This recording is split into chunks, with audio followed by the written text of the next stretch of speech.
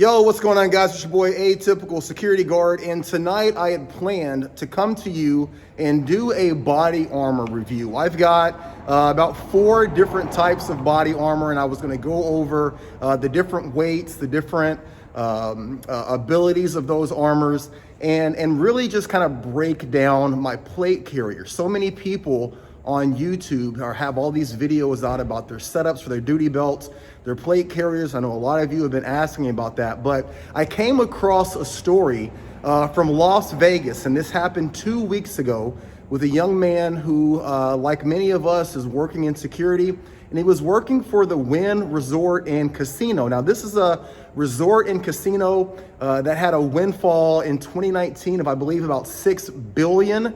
That's billion with a B, $6 billion in revenue, but they refused to supply body armor for their security guards. And this young man, unfortunately, 2 weeks ago, lost his life. I'm gonna turn the camera here and do a quick reaction to the story, and then I'll be back with a little bit more information after that, okay? Stay tuned for today's debrief.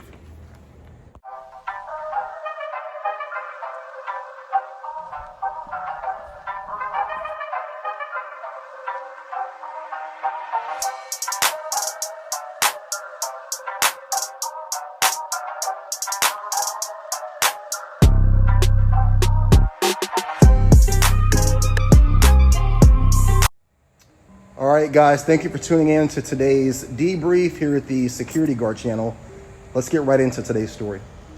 Well, Yosef Almonte's wife says she is speaking out in part to draw attention to bulletproof vests for security guards, saying if her husband had one Tuesday night, he might be alive today.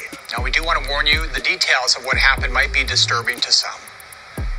31-year-old Yosef Almonte's wife describes him as a protector. She says as a retired Marine sergeant, he provided security for politicians during his service in Europe and Asia. I think it was just his soul, his heart. It was to protect others. But Almonte faced a different kind of foe on Tuesday at the Wynn employee parking garage. Another employee. Metro has said Reggie Taggett was a no-show at work for a couple days and didn't call, but then drove to the Wynn parking garage Tuesday. Marjorie says Yosef and other guards found his car. She says her husband told the others to stay back while he approached to probably talk to Taggett. The detective said Joseph helped him open the door as well. He was probably thinking he was going to just get out. Then the guy just shot him quick. Okay, so before we finish and finish up on this is just absolutely typical of the situations that so many security guards find themselves in. We think that it's going to be a situation like the shooting in Colorado earlier this week, and God forbid that ever happened, but the majority of issues that we find ourselves in are basically what you would consider friendly fire, people that you know, people that you associate with, or a lot of times the spouse or the lover or the person that is stalking someone that works at the facility that you're working at. Let's continue. 8 bullets. Marjorie says her husband died right there, but not right away. Joseph drops. Joseph strikes back, shot him in the back while he was running. And then the guy ran in between cars and shot himself. Police say Almonte and Taggett didn't know each other. So why was Taggett there? Marjorie Almonte says police told her Taggett was targeting a female employee. She says others probably lived because her husband died. She would have not come out by herself. And it would have not been her. I'm sure it would have been many other people around her that would have gotten shot because he was ready with the full loaded gun. And that full loaded gun ended up in my husband's. But Yosef's wife believes he could have survived with a bulletproof vest, something she says guards requested from the Wynn for a few years. But that one bulletproof vest would have made a difference. Like, he did not, it was not his time. It's still not his time. And even though he's gone, I just wanted, the earth to swallow me so I can bring him back. And I want to get spit back out because I'm not ready. I just want him here. Now, we asked Wynn about bulletproof vests. It sent a statement a couple hours ago saying security protocols would be reviewed. Wynn then sent this new statement in the last 30 minutes. It reads, as stated previously, Tuesday evening, we commenced a review of our security protocols. As a result, we will enhance our existing protocols with a program to equip our armed officers with ballistic body armor. You've got to be fucking kidding me. So for fucking years, the officers are asking a company that brought in over $6 billion in 2019 for a goddamn $400 vest, and they said no.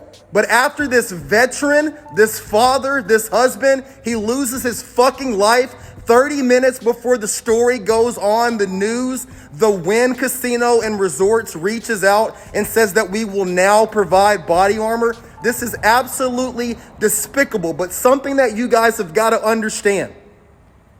People talk about back the blue, they talk about support for law enforcement, and this is truly indicative of how they view security. They don't see us as anything other than a fucking bullet stopper. That's why it is so important and why I come on here and I preach to you guys. I fucking preach to you guys that you have to take it upon yourself to get trained, to get educated, to get well armed, and to be well equipped. Because these companies, these sites, these buildings, these employers, they do not give a shit until it looks bad for them. Now, this man, his wife, his kids have to go on with the rest of their life without their fucking father and their fucking husband. And it pisses me the fuck off. Guys, this is why it is so important and why I'm doing this channel, because it is up to us. It is up to us to take care of ourselves and to take care of each other. And that's exactly what I'm going to do. I'm not the kind of person that comes on here and rants and raves and doesn't give a solution. And I want you to stay tuned for my solution. All right, I'm back. So listen, part of me wanted to cut out the last part of that rant because I lose my cool when I think about how simple it would be if we all just worked together, right? If the civic leadership took care of law enfortement, and law enforcement in turn took care of the private security guards, to me, everything would work out so much easier. You hear about common sense gun control, you hear about common sense drug reform, you hear about common sense, help for the homeless, and the last thing or the least displayed thing that I see in government across all aspects is any form of common sense. And it just blows me up because I barely graduated high school. I should not be the smartest person in the room. And too often when we're talking about how to alleviate situations like the one that we just saw in that video, the answer is those who have and who have a lot of could very easily help those other ones who are new to the situation. So if you are a veteran police officer, if you're former military, you have old armor sitting around, donate that. Donate that, right? There is an officer that reached out to me today. He is new in security. He's working for I believe it's a federal contract, if I'm not mistaken, but he's just starting out. He can't afford to purchase some body armor, right? This is the email that he sent me right here. Today's email comes from Ronald Eric Johnston, and I believe he's sending this email from Indiana, if I'm not mistaken. And it says, first, I'd like to say thank you for your YouTube videos. They're very inspirational and inspiring. I'm coming to you for guidance with equipment. I work for an armed security company at a federal bank, and my company does not supply a vest. I have looked online to try and find sites that may donate vests, but I don't make a lot of money to purchase my own. And I was wondering if you knew of anyone or somebody out there that you could put me in touch with. Once again, thank you for the amazing videos that you post. And as always, watch your 6. God bless, brother. So what I want to tell this young man is that I am taking my own advice. I actually know some amazing officers who work within the same security company that I work for. I reached out to all of them, and I want to tell you, within 1 minute, I am not over exaggerating, within 1 minute of me sharing your story, I had someone that reached out and said they'd be more than happy to donate some armor to you. Now, this is level 2 armor. This is used armor. It's very well worn. It's very well loved. But you know what, brother? It's yours. And it's yours completely free of charge. I'm going to send it out to you first thing Monday morning. And I want you to know that other security officers or other security guards, we care. We care about your livelihood. We care about you getting home to your family. And at the end of the day, even though we're all the way across the country, man, we got you. We got your back. We got your six. And if we do that, hopefully we can inspire others to do that.